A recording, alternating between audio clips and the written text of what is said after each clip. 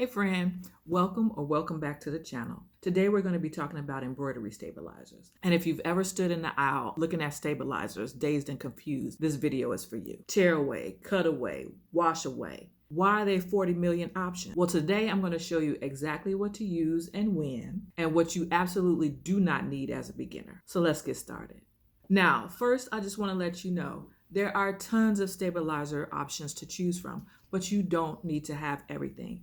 You do see a large collection behind me, but I want to make it clear that I did not accumulate all of this stabilizer at one time. I've come to have all of this stabilizer from picking up a few things from Amazon, fabric stores closing in my area, Joann's, as we know, closed. I have a crafty thrift store in my area.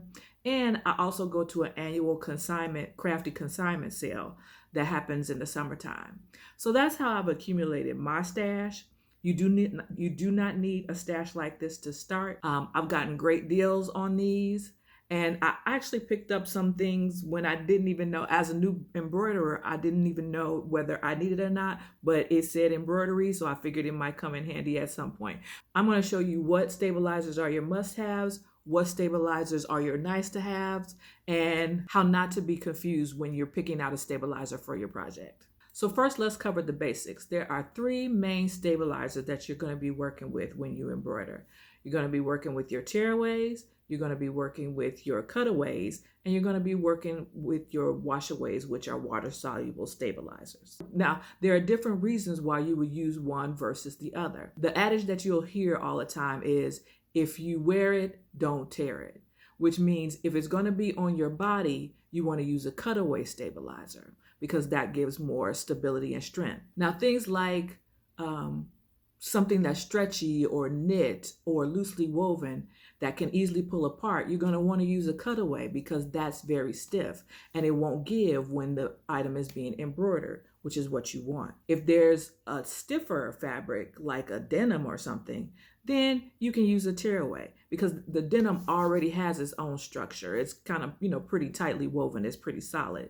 So it's not going to be moving around a lot when you try to embroider it. Now, if you have something that has a lot of texture to it or a lot of texture to it, like a dishcloth or something like that, then you'll want to use a topper or a water-soluble stabilizer so that thread doesn't fall down into the material and it'll stay on top. So quick hits, I won't make you watch all the way to the end to know those three basics that you'll be working with. We're also going to dig into some other stabilizers, what I'm going to be calling specialty stabilizers. These are stabilizers that you won't use all the time. They're kind of nice to have. And then on the occasion that you do run into a project that might need something a little bit extra, it'll be nice to have these. Like, for example, this one I actually picked up at a closeout there.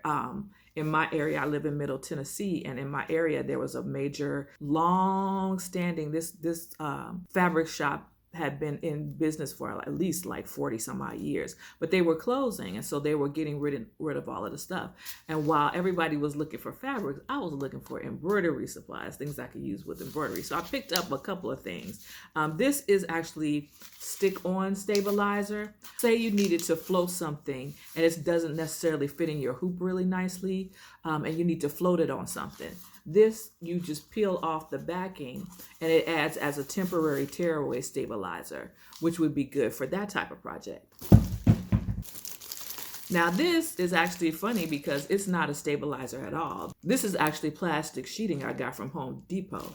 And what I use this for is as a alternative stabilizer when I'm making patches. The cool thing about this is that because it's puncturing that plastic so often, once you finish with your design, it just pops out really neatly. And you don't have to worry about trimming things and cleaning up the edges. So that's what makes this so convenient. And a lot of people use this for their patches.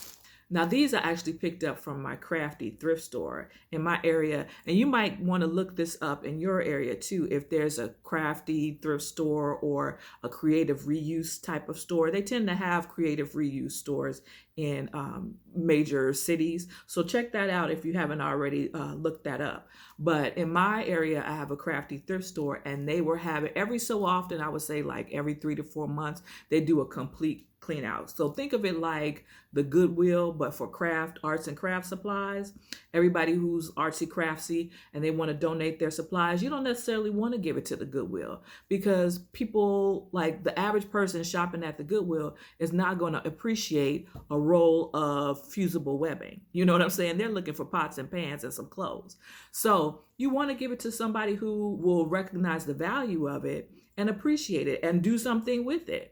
So you donate it to your crafty thrift store. And then people like me who want to try a new project and don't want to spend a whole bunch of money on retail, we can try out new things and see if we like it, and then decide whether or not we want to invest in that particular craft. But anywho, I digress. These I picked up. They were having their quarterly clean out, and everything in the store was like $1 or $2. And so I went, and we actually had to, because it's so popular, we had to stand in line. I got there, and it was like I was going to a concert. The store opened at 10 o'clock, but we were out there at like 9:30, 9:45, standing in line, waiting to be the first one in the store to pick out, the good stuff.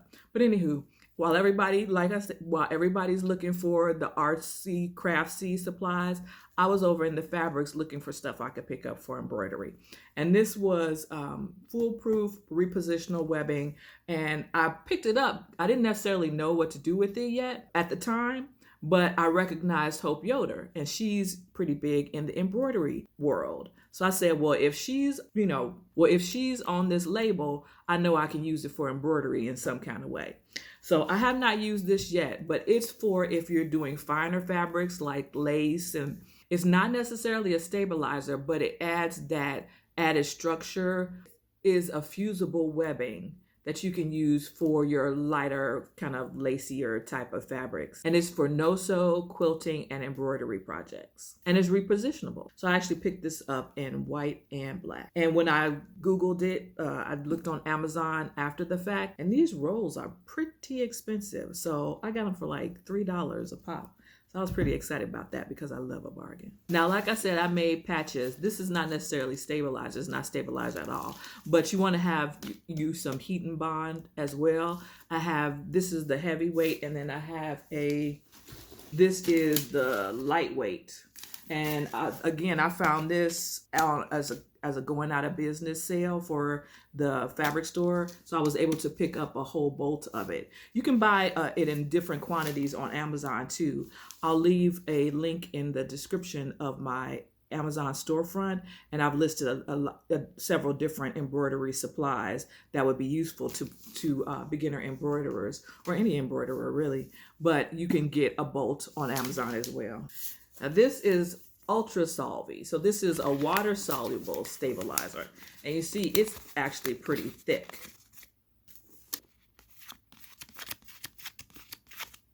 So these are a few different wash away stabilizers. This is the Ultra Solvy and came on a bolt, and this one is really thick. So this is the heaviest one that I have, and then these are some lighter ones. This one is from HBI Products. I got this one from Amazon. This I got on sale at Hobby Lobby. And then this actually got at that crafter consignment sale. So sometimes the crafter consignment sale, this one was new, never been opened, but this package had been opened. And so they had grouped it together as a bunch of different stabilizers, and I picked up the set. And these are cutaway stabilizers from Sulky. This one is soft sheen, so if you have something that, even though it is cutaway, and cutaway tends to be heavier, this one is softer for if, like, say you have someone with sensitive skin, or you just don't want it to be irritating someone's skin, you might want to use the soft sheer one versus just a regular old cutaway, which tends to be rougher. Now this is stick and tear. This is a tearaway stabilizer that sticks on. So like the other one that I showed you here, this says it's great for ribbons, cuffs, doll clothes, things like that. And I forgot where I got this one from. Now these are different stabilizers from the brand Easy. And this is Easy is made by Madeira USA, which makes the popular spools of thread. Now these actually came with my Ricoma machine as a part of a starter set, so I didn't buy these at all. But they came with a cap stabilizer, a water stabilizer, a cutaway, and a tearaway. So it just gave you a nice variety of your basics, right? So that you could get started on any project, and you didn't have to necessarily go out and buy everything at once because you already had paid that money for the machine itself. Now these are just some additional stabilizers. These seem to be older because the packaging looks a little older, but it has never been opened, so I think it's still pretty good. I don't think I'm gonna have an issue with it. But this is a fuse and tear stabilizer. So again, an iron-on tearaway. Now these I want to tell you about. These are what I would consider another specialty stabilizer. You won't necessarily have to use this all the time, but there might be some instances where it would be useful. Like say you have these are heat stabilizers. So you use it as your stabilizer, and once you finish with your project, either put it in your heat press or you iron on it, and that will melt away the stabilizer. This might be good if it's something that you can't get wet. Then you might want to use the heat stabilizer instead of the wash away. Now these are from my new favorite. Word actually sent me some products to demo for you guys, so you'll see future videos of different projects that I'm using where I might use and reference Word. They were kind enough to send me a few different supplies to test out. But this is a sticky water stabilizer by Word, and then they have the tearaway cap stabilizer. And I love these little tearaway cap stabilizers because they're perfectly sized for the inside of your cap, and you don't have to waste stabilizer trying to cut, your different rolls and stuff to size. It's already the perfect fit. So that's why I love these. They make so much sense. Another tearaway. Another one of my crafty thrifting outings. This I picked up from the consignment sale, and this is just a roll of cap backing, and it came from an actual sewing and vacuum shop. And this is just fusible webbing. You can tell this one is pretty old. This looks like a picture from the 1980s. But again, package never been opened. So that just says, keep your eyes open when you're out and about. Now that you're in the world of embroidery, it's just like when you buy a new red car. All of a sudden, you start seeing red cars everywhere. So now when you're out and about, your eyes will automatically start seeing kind of bargains and deals for things that are related to embroidery. Even when you go to like the dollar store or whatever, you might not be going for embroidery, but you might come across supplies that might be relevant or useful to your embroidery journey. So you never know. So even though it looks like I have a lot back here, and I do, this is not about hoarding. This is about picking up stuff at good deals that's useful. If it's useful to you, then okay. But if you're just picking it up and you have no idea what to do with it and you don't foresee it being useful, then no need to get it. But, if you're like me and you love a good bargain and it makes sense, then now you have an eye for what to pick up when. So let's recap. Our three main categories of stabilizer: tearaway, cutaway, wash away, aka water soluble. Then we have our specialty stabilizers, the ones that we won't use that often but are just nice to have if we come across them. When are we going to use tearaway? When we need temporary support and something that is tightly woven, it already has a lot of structure. When are we going to use cutaway? When we need support that's going to stay in the garment. So for example, a knit or a t-shirt. If I embroider on that t-shirt and then I tear away the stabilizer, that t-shirt is going to move and give, and it'll ruin my design. So I'm going to leave cutaway in there so it'll always stay firm. Does that make sense? Then third, water soluble or a wash away. This is something that's going to dissolve in water once we finish stitching it out, and we're going to use it as a topper or a backer for specialty fabrics. Say like you're doing a glitter or you're doing a dish towel or, something with a lot of nap, you'll use a water soluble stabilizer. Then our fourth optional category is our specialty stabilizer. Those are things like your heat away, where like I showed you, the heat heat soluble. Like I showed you, the heat and go stabilizer. So something that you can't necessarily get wet and you still need that extra support. Once you're finished, you can use your iron and get the stabilizer off that way.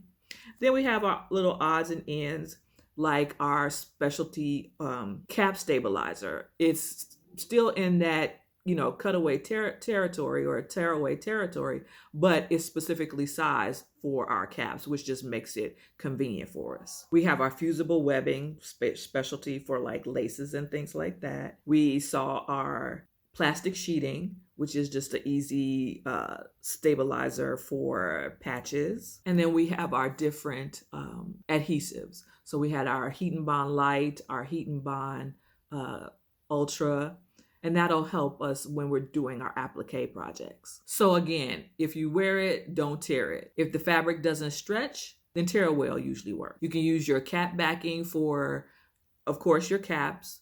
You can use it for like little left chest logos, which are popular for businesses. And it's good for curved surfaces too, other curved surfaces. Now we also had our stick-on stabilizers, which are good for projects that don't easily hoop. Maybe your smaller pieces or your pre-made items, something where you want to float the fabric.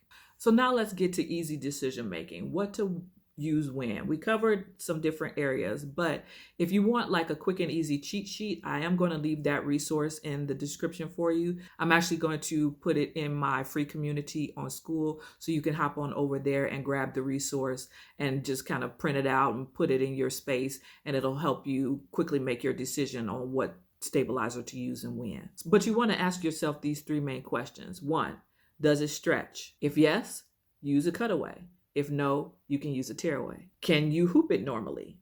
If no, then you want to use a sticky back stabilizer. And is the fabric textured? If it is, then you want to add the water soluble stabilizer as your topper. So I want to reiterate, you do not need 72 million different stabilizers. You can start with your basic 3, wash away, cut away, tear away, and you'll be fine. And then as you grow in your projects and you start to need specialty things for different specific use cases, then layer in that specific stabilizer. That way you get to have fun and still keep your coins. Now, I hope this has been helpful, and I hope this clears up what to use when. And I think this is honestly the last stabilizer video you will ever need to watch. If you do have any questions though, go ahead and drop them in the comments. I'll be happy to help where I can. And if you have a tip, if you're a seasoned embroiderer and have a tip for the community, drop that in the comment box as well, because we can all benefit from that collective knowledge. So for now, go ahead and check out these other videos YouTube thinks you should watch next. And until next time, bye-bye.